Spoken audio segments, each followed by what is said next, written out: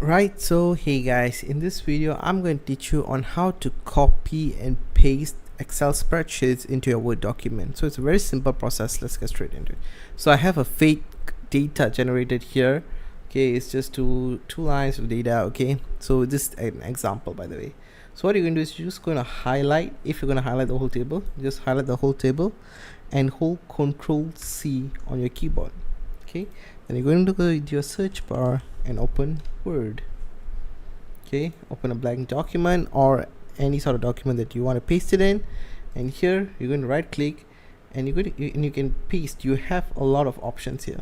Okay, so we are going to paste as use destination style or keep source formatting. Keep source formatting is used to be the basic one because it exactly copy and paste what's in Excel. So we're just going to click on that, and bam, you have your table copy and pasted from Excel with no formatting change. So that's all for this video, guys. I hope it helped, and yeah, thanks for watching.